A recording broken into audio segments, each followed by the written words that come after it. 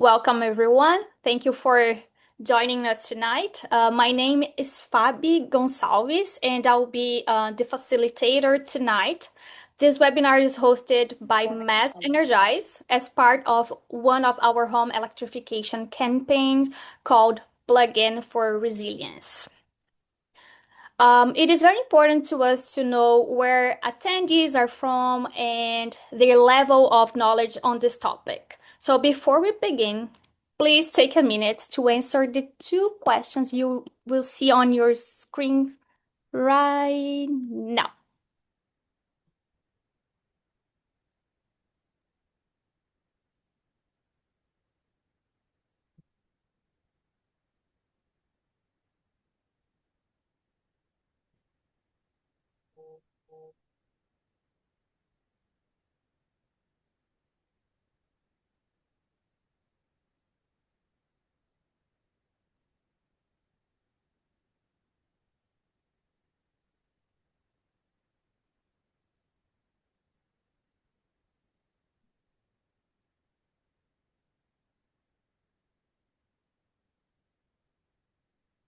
Right. Thank you, everyone, for your responses. So tonight we will hear from Rick Medina, a solar expert from Boston Solar.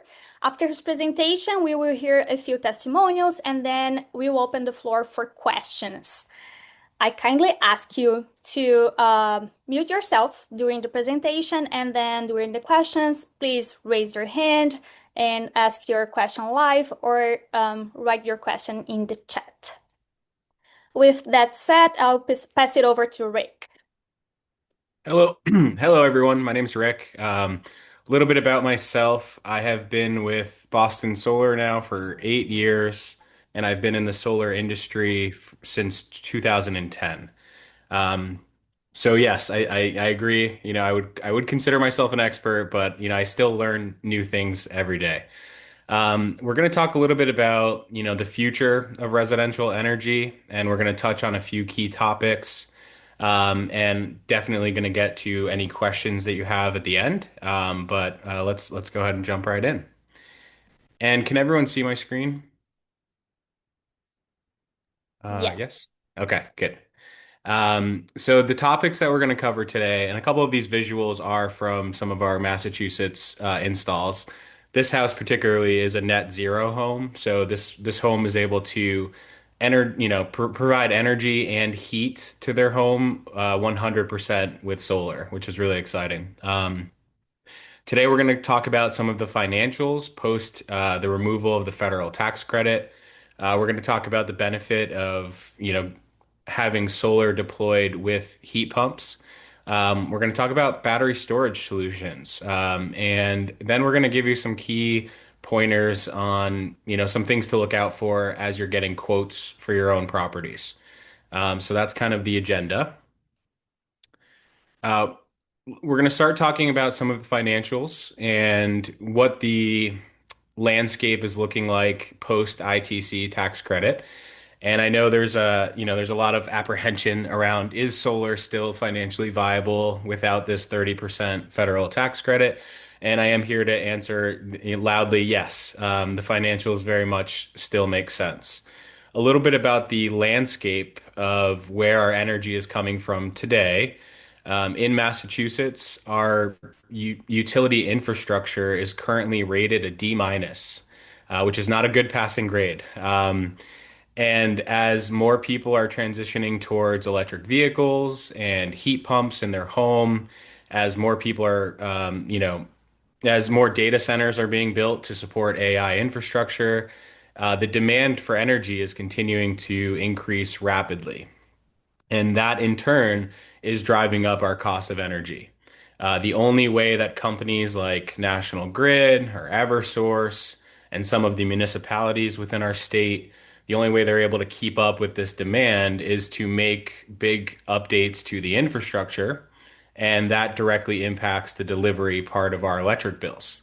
So if you've noticed recently on one of your electric bills, you'll see the delivery cost is in most cases higher than the supply cost. And I think that is a very big problem. So as far as the financials for solar, post ITC, after the tax credit was gone, I think there has been a lot of pressure towards solar panel manufacturers, but also to solar installation companies to really focus on delivering a better, cost for the deployment or the build of solar at home.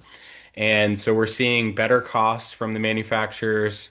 We're seeing solar companies, including Boston Solar, are, able to get a little more dynamic with the amount of profit that a project needs to see in order to be viable for the company. So there's been some changes to pricing, and most customers that we're presenting to today that are looking to purchase their solar panels using cash are seeing a return on investment in the 8 to 10 year range. Now, the reason there is a range is not every home is the perfect home for solar. And so, generally, if you have more access to a higher producing roof for solar, you're going to require less panels, and the return on investment would then be shorter. So, if you have a lot of trees around the property, that generally just means that you're going to need more panels and therefore a bigger investment and a slightly longer return on investment. But typically, we're seeing 8 to 10 years today. And when I think about solar as a capital investment, if you can see a 10-year payback, that's equivalent to a 10% rate of return on your money. And I love solar as an investment because it is a safe investment that doesn't come with risk, that you can still see very strong returns financially on. Now, aside from cash purchase, there's obviously, depending on where your rates are with your bank, a home equity loan or home equity line of credit is a very popular option for people today to finance their solar panels. And depending on your tax situation, the interest that you pay towards a home equity loan or line of credit, it can be a tax deduction for you at the end of the year. So we're seeing a lot of that's being a very popular way to finance solar today. Then there's a prepaid lease option. And the prepaid lease, the way that this is structured when is basically through a third party ownership model. And PPAs, power purchase agreements, and solar leases have been around for a very long time. And what's making these very attractive today is the third party ownership model is able to operate under the 48E tax credit. And essentially, they're still able to take advantage of the federal tax credit. Now, if there's domestic content involved, where the panels and the inverters are made domestically in the United States, they can take up to a 40% federal tax credit and pass some of those savings on to the homeowner. So, what this allows us to do is it is able to basically be a more attractive cash purchase option. Solar loans, there are some solar loans available on the market as well. Solar loans, when you're not using a home equity line of credit, they are considered an unsecured loan, so they do tend to be a little bit higher rates than your, your fixed secured home equity line of credit. So the rates tend to be between 8 and 10% for solar loans today. So it is available. It's not going to be your most lucrative option for going solar, but it is an option that we are seeing people use today. Power purchase agreements are structured over typically a 25-year term. And the way that a power purchase agreement works is solar is installed for zero down. And through third-party ownership, you structure a rate per kilowatt hour. And that rate is fixed or it has an escalator that increases each year. I would encourage anyone that's looking into a power purchase agreement to try to find one that has a 0% escalator because the escalator over 25-year term is really what drives up the cost of owning the system. And in my opinion, it's not, my recommendation to have an escalator on your power purchase agreement. So a 0% escalator would be great. And locking in your rate for 25 years is incredible because it gives you control. It gives you savings, and you're also having this really positive, profound impact on the environment. And then for Mass Save, there is a heat loan that is available, and the heat loan specifically applies towards HVAC, like heat pumps or mini splits, or battery storage. And there's a max of 25,000 that you can finance at 0% through the Mass Save Heat Loan. And again, that would only apply towards HVAC or batteries. So we're gonna get to questions. I know I see the chat is there's some things popping up in the chat, so we'll get to those. But that's kind of the basic financial options in today's landscape. So we'll move on now, and we're gonna talk a little bit about solar and heat pumps. And I think, this is really the ticket, and we really want to try to decarbonize our lives. So when we think about solar, solar is a great resource to energize the heat pumps that are being used to heat your home. And this takes you away from paying for natural gas or having to build in a propane, infrastructure at home. And it allows you just a more efficient way to heat your home and remove fossil fuels from your home. The heat pump technology today has been getting very efficient, and we're actually onboarded with a company called Keen at Boston Solar. And Keen has a heat pump that currently has a 30 HSPF rating for efficiency. And the HSPF is a very important rating when you're looking into heat pumps because that's how much energy the unit will need to produce heat in your home. Now, a lot of us do have older homes in Massachusetts. I currently live in a 1920s home. And a big part to converting to heat pumps is the first step would be looking at your insulation and your house envelope. An older home that has a lot of gaps and a lot of not poor insulation is not going to be traditionally a great fit for heat pumps in New England. So I think if, insulation and working on, the loss of heat is really an important part of this as well. So solar complements the heat pumps because again, when you look at the lifetime cost of energy with solar in Massachusetts today, most people that are going solar are going to be able to achieve about a 10 cent per kilowatt hour lifetime cost of energy. And today, with Eversource and National Grid, the average cost per kilowatt hour that we're paying today is about 34 cents per kilowatt hour. So imagine trying to heat your home with 34-cent power instead of 10-cent power, right? So it's more than 3x to use the grid to heat our home with heat pumps. And I think there's a lot of customers today that I think a lot of our business comes from people that have installed heat pumps already, and then they're getting their electric bill and they're like, wait a minute, this is a problem. I have to solve now for this very expensive electric bill. And that's where solar comes in to really complement the infrastructure that's there. And if you have a solar company that does solar and heat pumps like Boston Solar, bundling the two can lead to some other additional savings. So that's always there as well. Now we're going to talk a little bit about, yeah, just the whole full picture. And I kind of, brushed on this a little, but, the path to a net zero footprint and really decarbonizing our lives, I think the best approach, in my opinion, would be to create the solar infrastructure first, to have a really good understanding of how much power you're going to have access to. Because some homes we can only make enough power for the home, but not necessarily for home and heat pumps or home and electric vehicle. So understanding what your house can actually, what design is going to be able to, support what loads in your home is to me an important step. So you start with building a solar infrastructure and you understand a little bit more about how much power your home can generate. Then you want to increase your insulation. And then installing heat pumps for HVAC, heating and cooling, or a hot water heater. Induction cooktops use electricity, and you can make boiling water in 5 seconds, which is really exciting. And of course, an electric vehicle. So these are all things that we're seeing today that are a really good path to a more, sustainable future. Battery storage is very interesting. So with battery storage, the idea, and this complements solar really nicely because you can essentially become your own grid. You can become your own microgrid and infrastructure.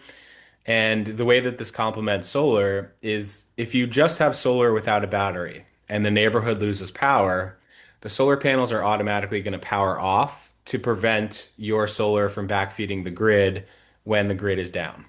So when you add a battery, the battery has an internal gateway, and the gateway cuts the connection between your house and the road when the neighborhood loses power.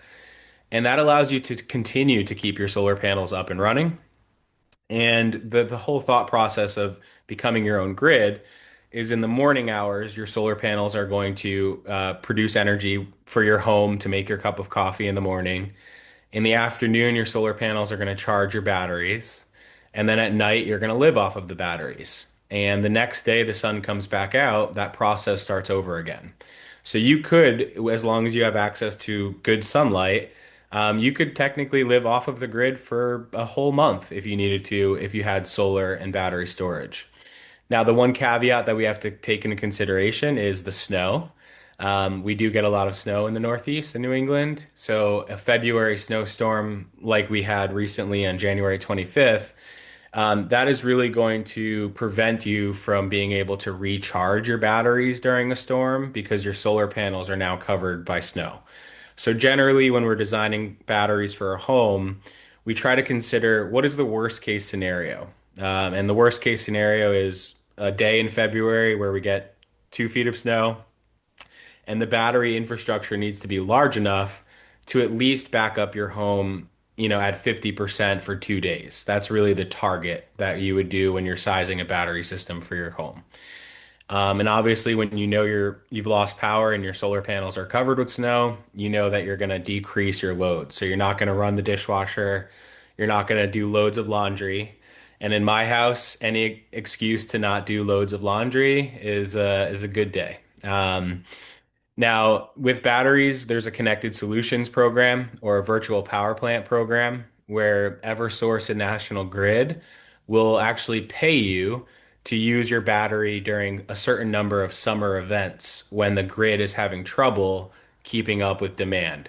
And so these, connected solutions is a way for a homeowner to receive some income from having this infrastructure deployed in their home. Most people are going to start with essential backup, where you start with maybe one battery, and then you would wire this into a critical load sub panel, and the homeowner would get to choose the 10 most important circuits in their house. You'd back up your refrigerator, you'd keep your internet running, you'd keep some lights on, keep the heat on, and you can start with a smaller battery system and just back up the critical loads. When you're looking at whole home backup, you generally want to start with two batteries. And depending on the size of your home, we've installed some homes with 8 batteries, right? So it just depends on, what the home load is and what the homeowner is looking to solve for. Batteries increase your property's value, and they also allow you to do time of use load shifting. So in places like California, they charge an enormous amount of money for power during peak hours. So people in California are installing batteries. They're charging their batteries from the grid during off-peak and using that energy in their home to during peak hours to mitigate a high expense electric bill.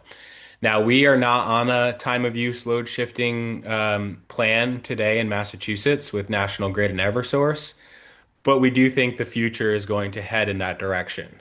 So getting a battery now would protect you against power outages, but it would also protect you in the future if there's ever a time of use rate plan from the utility. One exciting story to tell you is I had a customer reach out to me right before the big snowstorm came, and they said, "Rick, it's 7 o'clock at night. I want to be able to charge my battery from the grid, so when tomorrow's storm comes, I am prepared for the storm." And I was happy to let them know your battery has already figured out that there's a storm coming via a storm watch feature, and it communicates with a nearby weather station. and it's already charging itself to stand by for the storm. So the technology is really incredible with battery storage today. Now, batteries are going to be more of a luxury generator, so they are a little bit more expensive than a Generac gas or propane fired generator. But it does give you peace of mind that it's going to be an instantaneous takeover. It's quiet, it's clean, and it's, fueled by the sun with your solar panels. So that's the basics on batteries. Um, and then this is kind of like where we're gonna stop before we get into, I know Fabi's looking at me like I'm running out of time, I think. But when you're getting quotes, I do recommend shopping local whenever you can. And always, I'm always recommending clients to get multiple quotes. It's always good to get a few different opinions on what the right size system is going to be for your home. And I think sizing is one of the things that we do best at Boston Solar is trying to think about not just how can we solve your problems today, but what is the next 5 years going to look like for you? Are you going to be buying a new hot tub? Are you going to be, adding an electric vehicle to your home? Do you have kids that are going to go off to college? Is your usage actually going to go down next year, right? So making sure that we're not only thinking about just today, but also thinking about what's 5 years, 10 years going to look like. I do always recommend to look up, company reviews, ask for local references, local experience. You want to find a company that does their own install and they service their own systems. I think that's very important. There are a lot of companies that just sell solar and then they subcontract all of the actual work out. In my opinion, those are things that you want to try to stay away from if you can. You want to make sure that you're getting quality parts quoted, and you want to make sure that you have a good warranty that's going to cover parts and labor.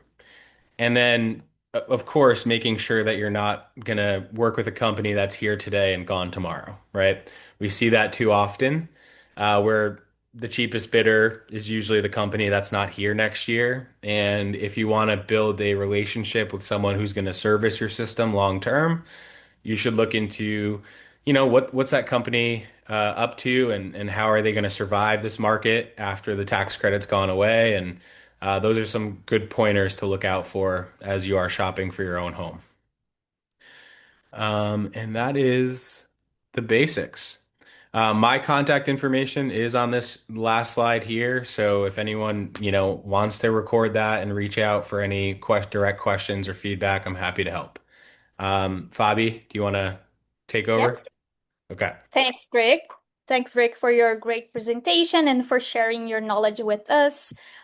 We heard from an expert, and now we want to hear experiences from our residents. So I would like to invite two people to give testimonials, and then if anyone else would like to share their own experience, you are welcome to. And if you have questions to anyone in this room, feel free to ask them during our Q&A. So the first person I will call is Jamie Simeoni. Hi, everyone. Can someone give me a thumbs up if you can hear me? I'm on a new computer tonight. Good? Yes. Okay, thanks. So yeah, my name is Jamie Simeoni. We live in Sudbury, and we've had solar since 2016 when we had a PPA put on through Sungevity. It worked great, and it zeroed out our bill all through the summer and into the early part of the winter. They got bought out a couple of times and they've ended up as Sunrun. So fast forward to 2025, we now have 2 electric vehicles and just really awful amounts of child screen time. So we needed some more electrons. We were putting an addition onto our cape, and luckily that was going to give us some extra roof space, and that roof space also had a good exposure for solar. So this time we were ready to own the system, and we wanted to work with someone local. We found a great company through word of mouth here in Sudbury called Brightstar Solar. They walked us through everything and explained it all right at our kitchen table. We were able to combine our panels from Sunrun with some new higher efficiency panels from them, which more than doubled our capacity. So we were really happy about that. So we just have one set of equipment on the side of the house that controls all the panels.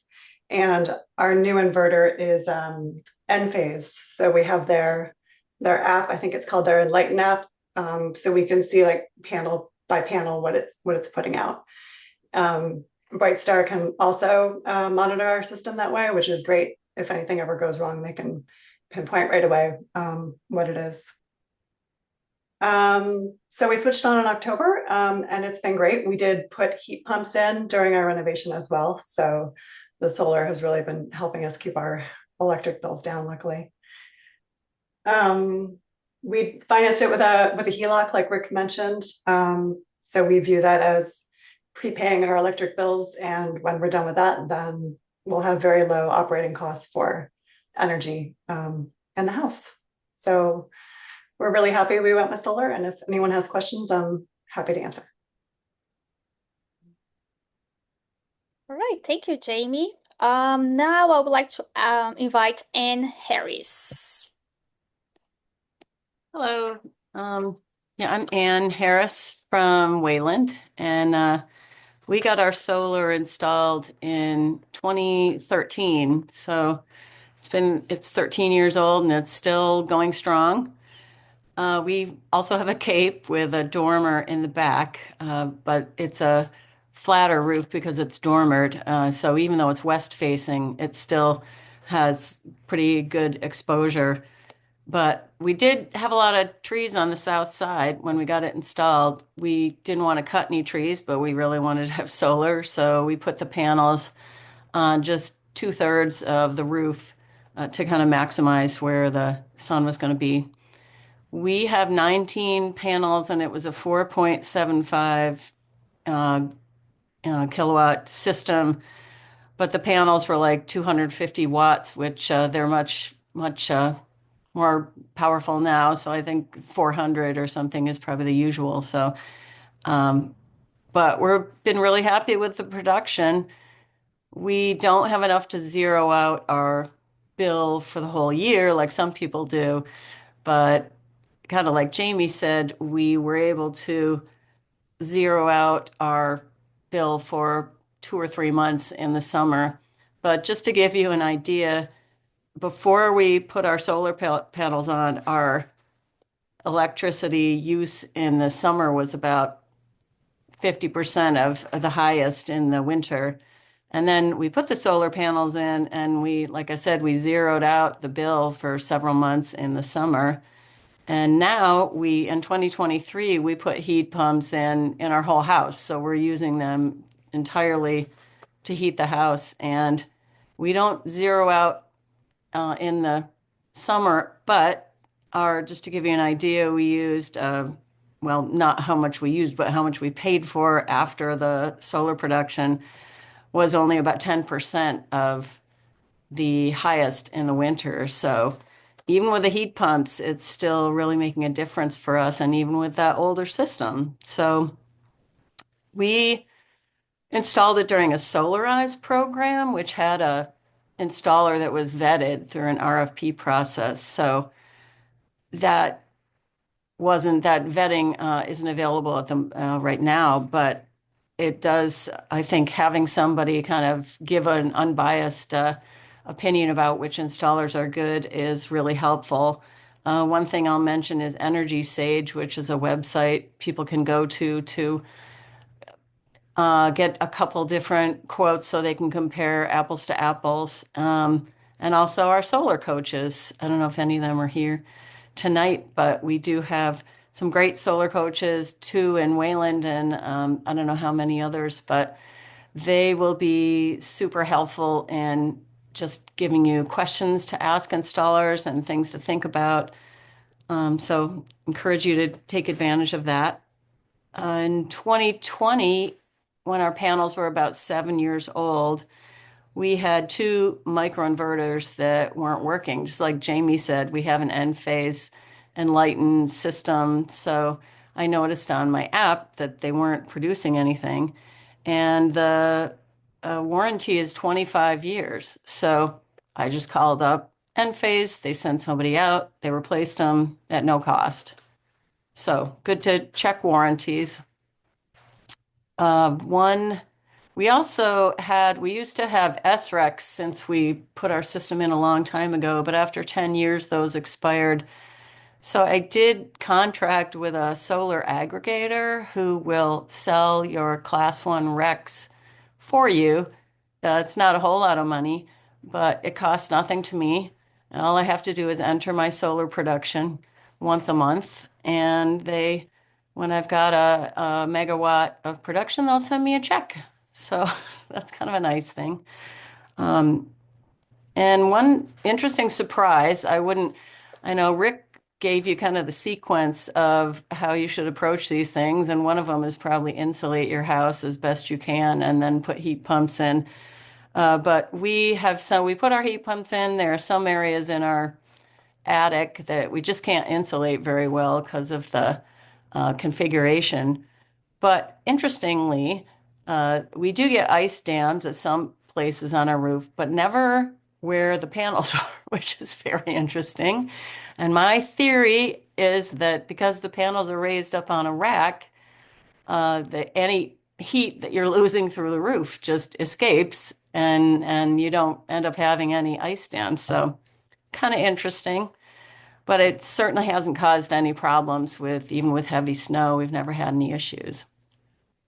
So we think it's been a great investment, and I wouldn't change it. I highly recommend considering it. Thank you, and that is great to hear that you approve it Yeah. because you're like to make people just get solar. Yeah. So is there anyone else here who would like to share your own experience with home solar? Don't be shy. I know we have a few questions in the chat, but now I'll open the floor for questions. You can ask questions to Rick and or Jamie. So I think there's one question for Jamie. How much have you spent? Oh, okay, you just answered the question. So Rick, I think this Yep. a question for you from Nick Novik. Yes, let's see here. A lot of variables, but can you define a range for cost of total solar infrastructure for a modest, small size, 2 to 3,000 square foot home, optimized for solar, newly built, well insulated? Yeah, so I would say every home is different. There is not a one size fits all. And I have, every family is different, right? So you can find a family of four that is consuming 12,000 kilowatt hours a year in a 3,000 square foot home. You could find a family of two that's using 15,000 kilowatt hours a year because they work from home and they're mining for Bitcoin. Whatever the story is, every home's energy footprint is a little bit different, so it's not really a one size fits all. But that being said, I will tell you that our average system cost is right on par with what Jamie had mentioned, which is about 40K. That's about average for a solar system for a 3,000 square foot home. And then with incentives that are currently available, we can definitely get closer to the mid 30s, I would say, on the build cost today. As far as battery storage, I think I saw David replied about 10K each installed. Again, a lot of variables. I think there are Enphase batteries, there are Tesla batteries, and there are Franklin batteries. And there's not really a one size fits all.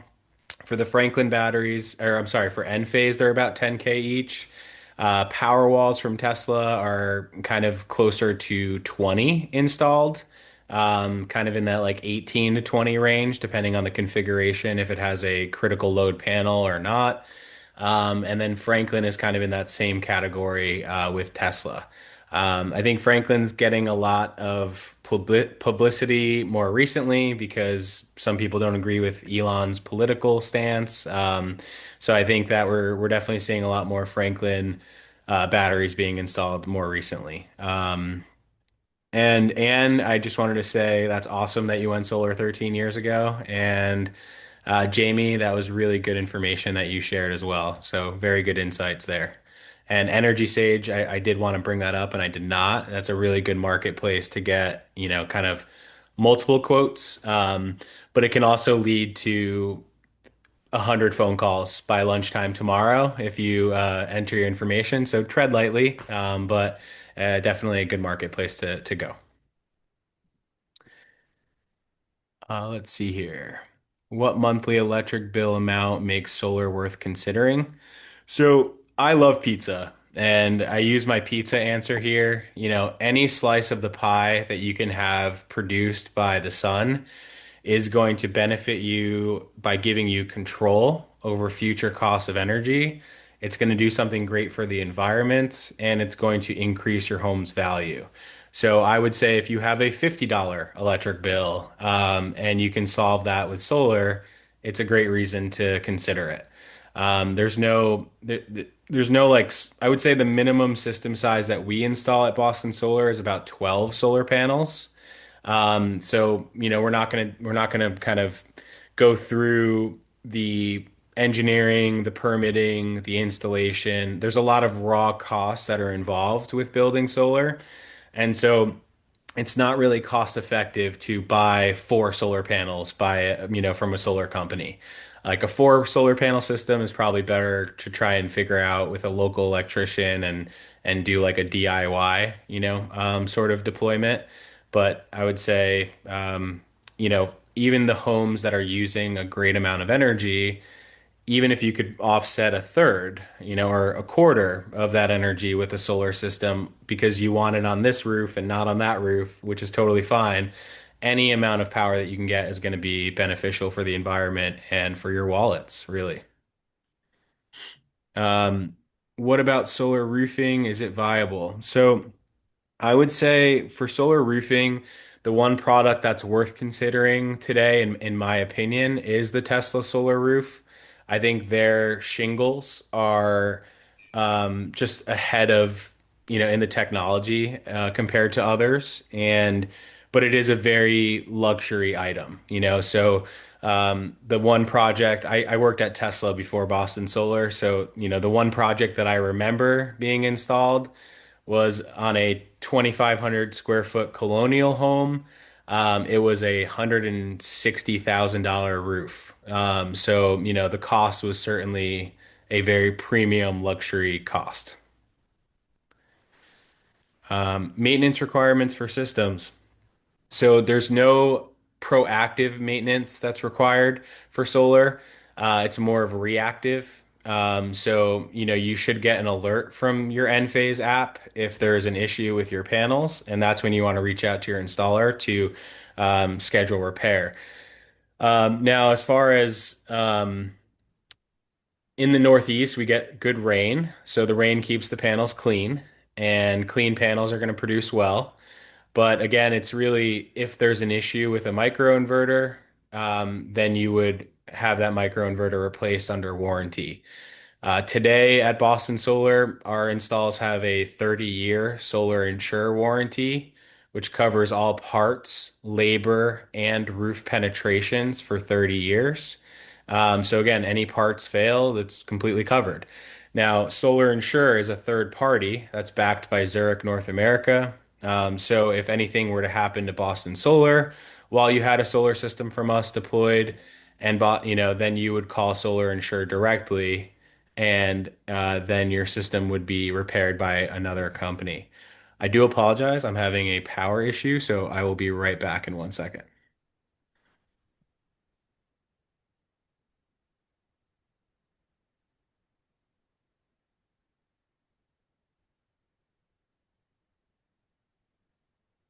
Okay, while we wait for Rick, let's take a few minutes. We are curious to know how much you learned tonight and if you recommend it or if you plan to take any action. So it will take 2 minutes. Please, please, please answer those questions.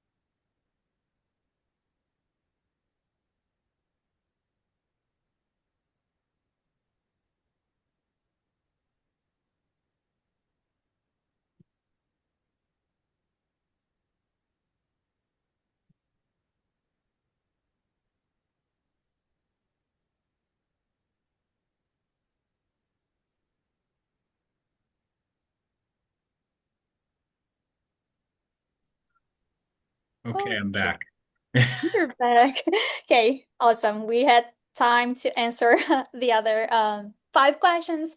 So back to you, Rick. Okay, let's take a look if I have. So where did I leave off? I'm in the chat now and just getting caught up on some of these questions. How should we think about the age of the roof before installing solar? So the way that I would answer this question is essentially if your roof is past mid-age, most architectural shingles have a lifespan of about 30 years.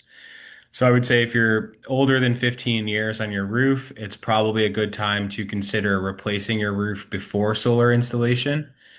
Now, I've seen some 20-year-old roofs that are perfectly good for installation, and I've seen some 10-year-old roofs that we recommend replacing before install. So again, it's not one size fits all, but you wouldn't want to install solar on a roof and then have to have the panels removed and reinstalled to re-roof your house in 5 years. So it really just depends on the current age and life of the roof that's on the house now.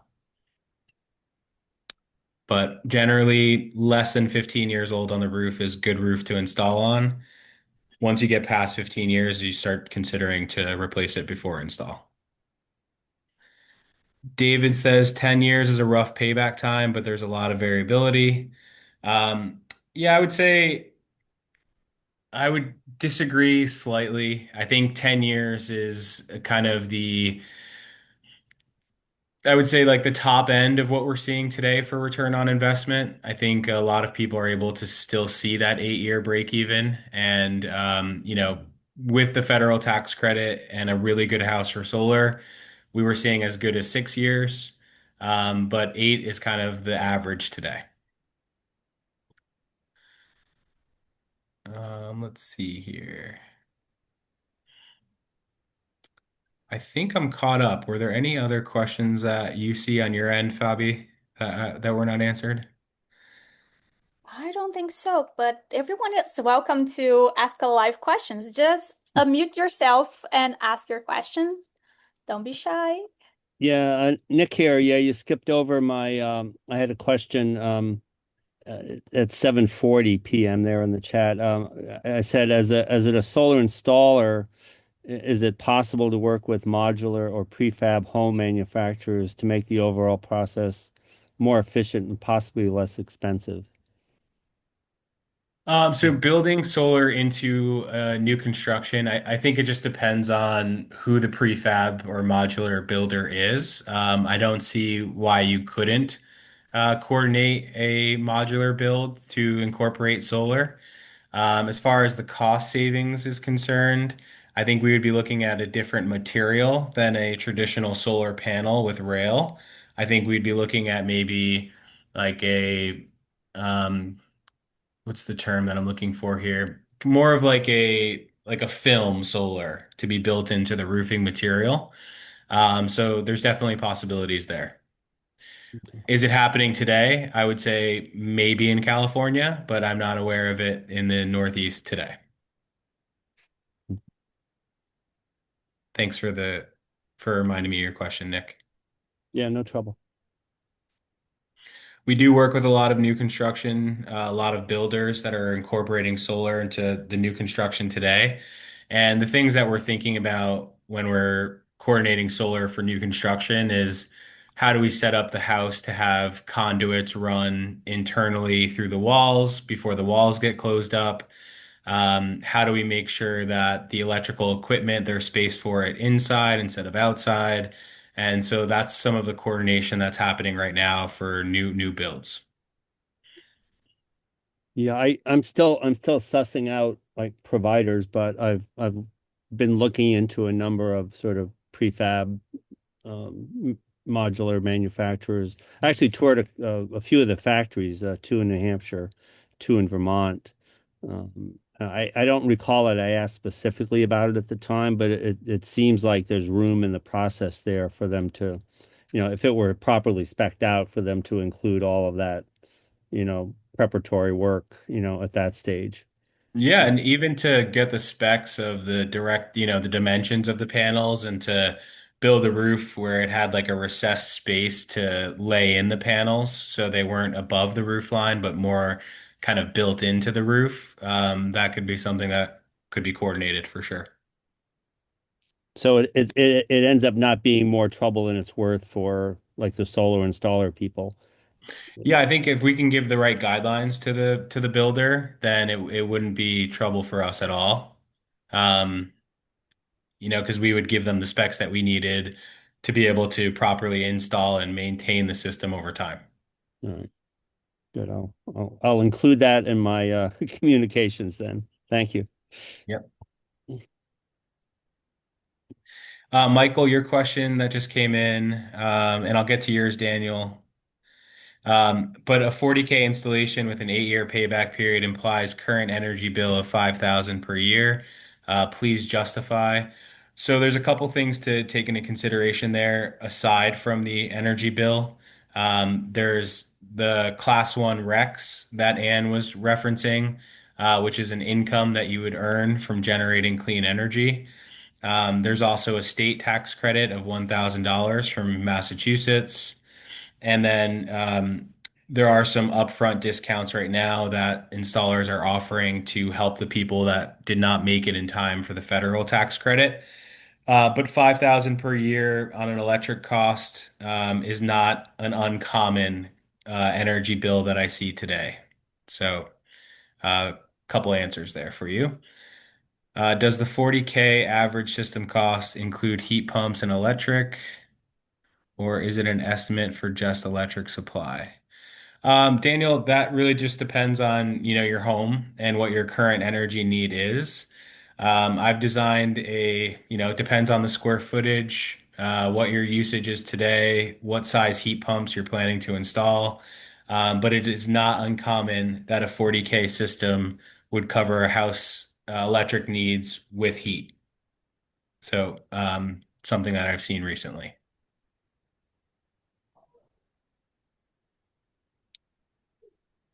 Right. Any other question? We still have about 10 minutes. I had a question. Yes, Anne? Yeah.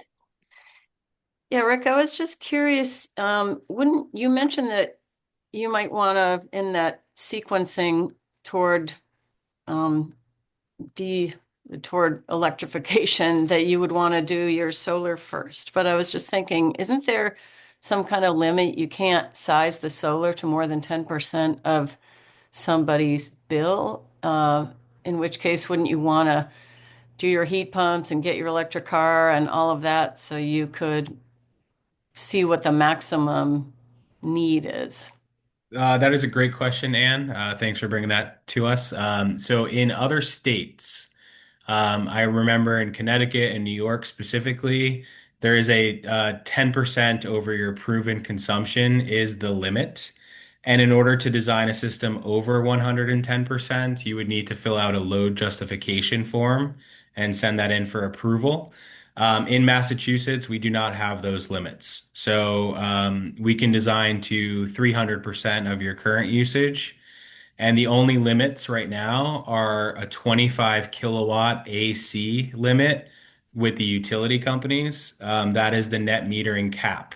So if you were to design more than 25 kilowatt AC of solar, then you would only earn a wholesale credit for your net metering.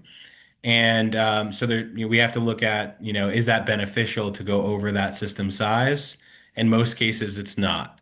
But to answer your question, if your house only needed 10 kilowatts today, and we wanted to design a 15 kilowatt system size to meet your future needs, that is not a problem. Oh, interesting. Yeah. Thanks. That's really helpful. You're welcome.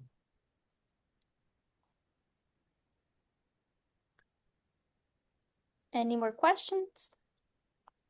I just had a quick one about the life expectancy, working life expectancy of the actual panels. I think from what I've seen, it's gotten better, and the sort of rate of decay of output Yes. is not as much as it used to be. Can you just say a few things about Yes. that? Great question. Let me bring up a spec sheet on my screen. I think I'm sharing. If you can confirm that you can see my screen. There's some donkeys there. Yeah. Yeah, No, don't judge my those desktop, are Nick. Asian wild horses. They're not donkeys. My apologies. So, a panel favorite of mine today, in the choices that we have, I really like the Silfab 440. I really like this panel because it's a North American company that's manufacturing in Washington. So I like to support domestic companies when we can, but it's a 440 watt solar panel, and the degradation has come a long way in recent years. We can see that this panel is going to guarantee by the end of year 30, we can see that the panel manufacturer guarantees that your panels would still produce greater than 89% by the end of year 30. So, by the end of year 25, you're guaranteed to have more than 90% of your power guaranteed output compared to year one.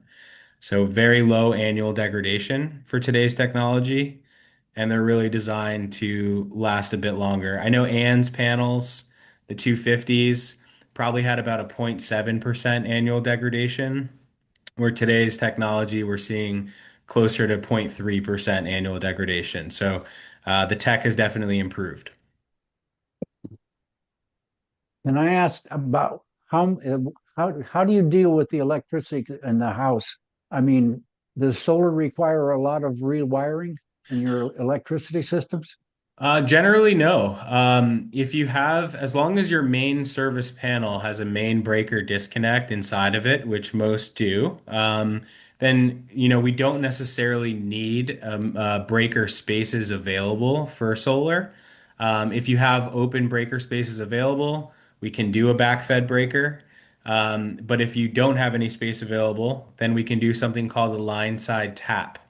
And that's where we would interconnect at the main breaker disconnect. And so you don't necessarily need to upgrade your service in order to install solar. But if you are going to install heat pumps or an electric car charger, then we have to make sure that your current panel is rated for the additional load. And if not, then that's when we start talking about upgrading a service from 100 amp to 200 amps or 200 to 300 or 400, depending on the home. Okay, because I have both heat pumps and an electric vehicle Okay. and And are you charger. currently on a 200 amp service there?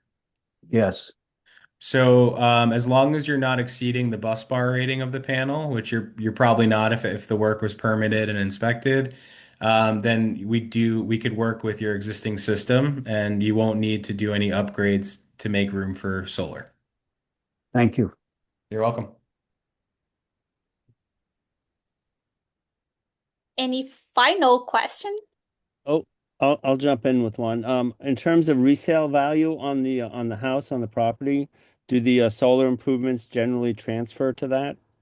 Absolutely. That's a great question, Nick. Zillow did a study a couple of years ago, and according to Zillow, selling your home as a home with solar and no electric bill increases your property's value up to 5%. So that is equity that a lot of customers are able to cash out on when they're selling their home. So, if a house is worth $700,000 today without solar, if you were to sell your home with solar and no electric bill, you can look forward to selling your property for 735, just as an example. Good to know. Yep. Yeah, because I'm in the odd position of thinking of rebuilding the place and not living here for that much longer. So I'm trying to consider those sort of things. But Yeah, yeah. And generally, when we look at like an 8-year return on investment, we're not factoring in the equity, right? The equity is kind of a bonus. But if you really wanted to factor in the equity, then you could certainly see a return on investment much quicker. The other thing to talk about when we talk about a return on investment for solar is that we're making assumptions that the energy is going to increase about 3 to 4% each year from the utility companies. And I will tell you, the clients 5 years ago that were showing an 8-year payback have already seen their full payback. Because as the cost from the grid increases, your savings increase and your return on investment gets shorter. So, I think as the grid power continues to increase if we look at the last 5 years of utility increases compared to the last 30 years, we'll see a much higher average annual increase than we've ever seen before. So again, I think we are being conservative with the modeling. And in reality, I think a lot of clients today are going to see a much quicker ROI within the next 5 to 6 years.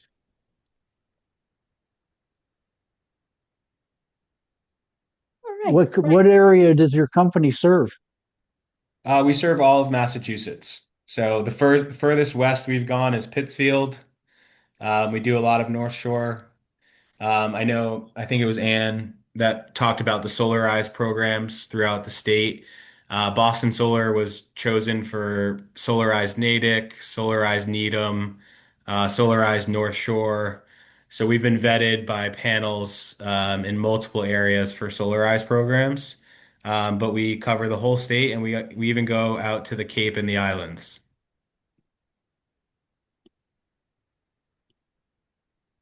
We're starting to tiptoe into southern New Hampshire.